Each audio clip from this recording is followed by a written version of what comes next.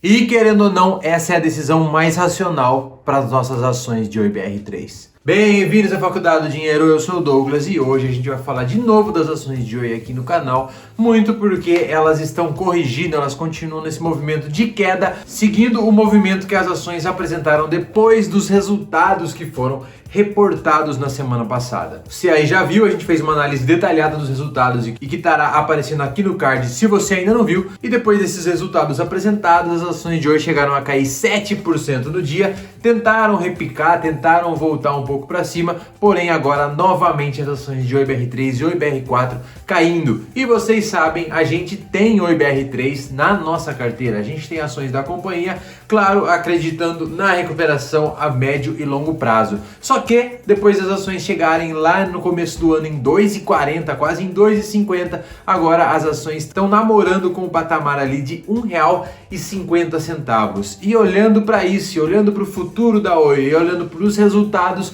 o que a gente deve fazer com as nossas ações de Oi? Por que as ações de Oi estão caindo tanto recentemente? Então, claro, se assim como a gente, você está de olho nas ações de Oi e nos melhores investimentos do mercado, já se inscreve aqui na Faculdade do Dinheiro. Bom, já é sabido para todos os investidores que o resultado de Oi veio um pouco abaixo aí do que se esperava e que a ação é uma ação de risco, afinal está numa situação de recuperação judicial e tem um endividamento muito grande e todo mês se endivida, como a gente sempre fala aqui, queima a caixa para conseguir se manter até que a aprovação da venda da rede móvel seja feita e até que a integralização, a oferta da Infraco seja concluída com a parte vinculante. Então a gente já está cansado de falar aqui que Oi é um ativo de risco, porém justamente por ser um ativo de risco tem um upside muito grande, colocam-se preço-alvo em 3, 4, 5 reais, dependendo da análise e também do momento que é feita essa análise pelas ações de Oi BR3. Só que tem um grande ponto que pode estar conduzindo essas ações de Oi BR3, a cotação das ações de Oi BR3, o movimento delas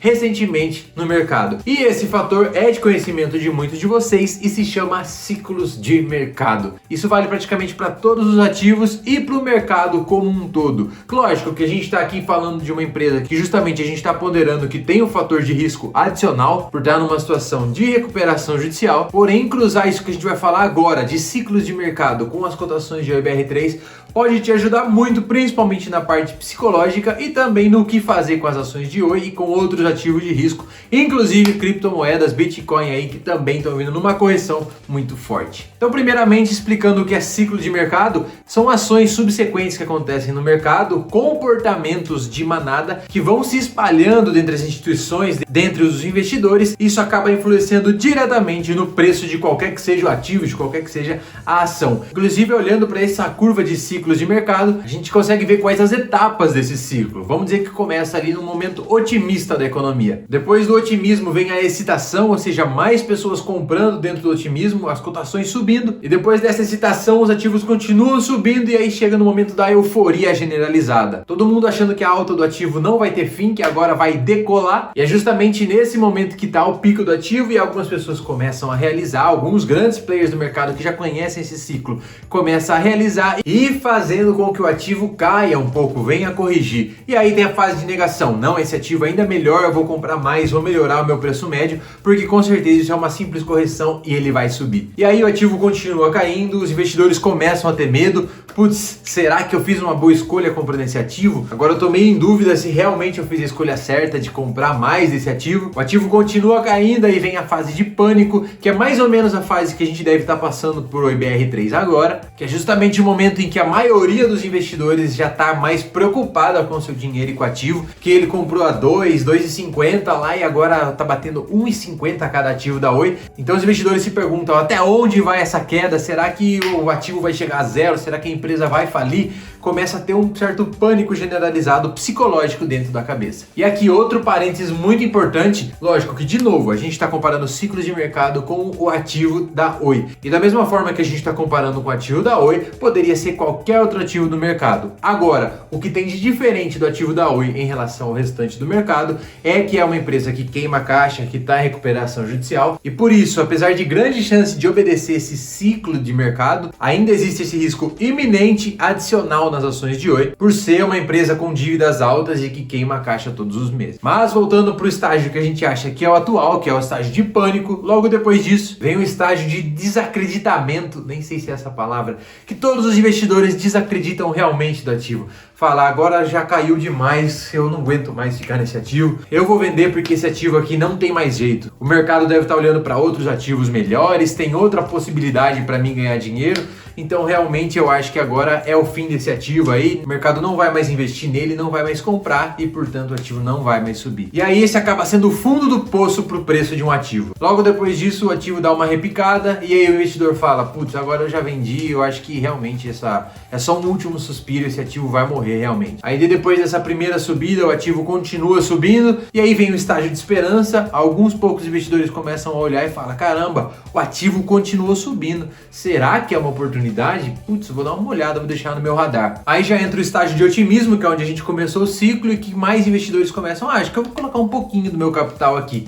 E aí repete o ciclo todo, onde depois que a gente tem um otimismo instaurado, vem de novo aquela excitação com o ativo e mais gente colocando dinheiro, aumentando posição, e aí o ciclo se repete várias e várias vezes. Inclusive no último pico de preços da Oi, que foi justamente acho que 2,43 lá em janeiro, olha as notícias que a gente tinha a respeito da Oi. Várias casas de análise falando que as ações de Oi BR3 eram uma das melhores compras para o ano. Um dos ativos da bolsa mais promissores que mais poderiam se valorizar e justamente coincidiu ali com o pico de preço. E por outro lado, lá em maio de 2020, que era quando as ações estavam custando ali 60 centavos por ação de Oi BR3, as notícias eram bem negativas, destacando só esses pontos negativos que a Oi tinha. Então, mais uma vez, só para vocês não falarem que eu não falei nada, a Oi é um ativo de risco, ela pode ir piorando seus resultados, pode ter que queimar mais caixa, pode ter que penhorar ativos e eventualmente se a venda não for permitida pelo CAD e vários outros fatores, ela pode até falir. Porém, a gente está vendo aqui que justamente nesse momento de mais atenção e mais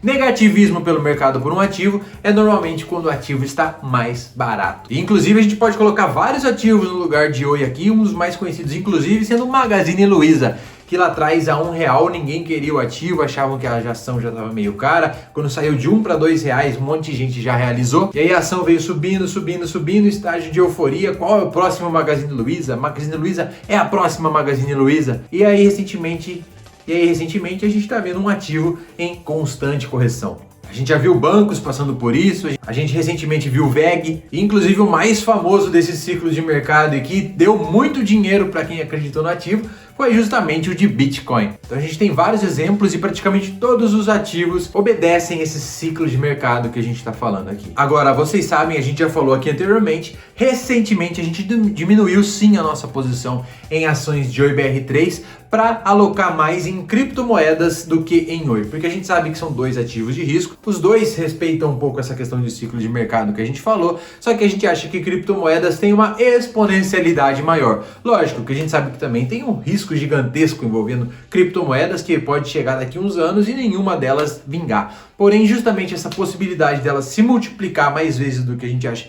que alguns ativos de risco que a gente tinha na carteira, como o BR3 e IRB, a gente preferiu migrar uma parte do nosso portfólio para esses ativos com exponencialidade maior. Porém, a gente ainda tem algumas ações nesse quesito em carteira e, claro, a nossa maior posição ainda é em Oi BR3. E diante dessa queda generalizada que as ações de Oi estão tendo recentemente, a gente fica de olho para eventualmente comprar um pouquinho mais sim de ações de Oi BR3. Na verdade, quando a gente olha o nosso home broker, a primeira impressão que a gente tem é um frio na barriga e falando, putz, acho que eu vou vender Oi e vou comprar Petrobras que tá subindo, vou comprar alguma outra ação, vou comprar Banco Inter que não para de subir. Essa é a primeira ideia que vem na nossa cabeça, mas depois a gente já racionaliza, tira um pouco a questão psicológica, que justamente essa primeira impressão é 100% psicológica, e aí a gente tenta racionalizar um pouco mais e olhar para os ativos, olhar para nossa carteira para justamente ter um balanceamento de risco coerente e não colocar todos os ovos na mesma cesta também, porque se a gente tivesse colocado tudo o que a gente tinha em Oi,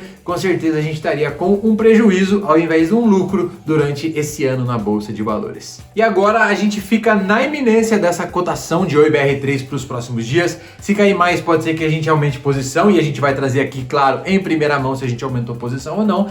E se subir, a gente espera que vire esse ciclo de mercado e que as ações de Oi possam retomar o seu caminho de crescimento aí com a aprovação do CAD, fechando a parte de oferta vinculante pela Infraco e entrando mais dinheiro aí, parando de queimar caixa todos os meses. Inclusive, Oi pode encerrar sua recuperação judicial já no final desse ano, se der tudo certo. Então, a gente fica sempre com o olho aberto. A gente quer saber a sua opinião sobre as ações de Oi. Você está com medo? Você está vendendo suas ações? Você está comprando mais? O que você está fazendo? Qual que é a sua análise sobre Oi BR3 e Oi BR4? Deixe aqui nos comentários. Muito obrigado por ser inscrito aqui na Faculdade do Dinheiro. Afinal, a gente tem vídeo todos os dias. Não se esquece de deixar o seu likezão, que isso é muito importante. Muito obrigado por ter assistido esse vídeo até aqui. A gente também tem outros vídeos que estão aparecendo aqui na tela também. Se você tem algum ativo que você quer que a gente comente, já manda pra gente lá no nosso Instagram, @afaculdadodinheiro, e aproveita para seguir lá, claro. E por hoje é isso, a Faculdade do Dinheiro fica por aqui, valeu e até a próxima. Falou!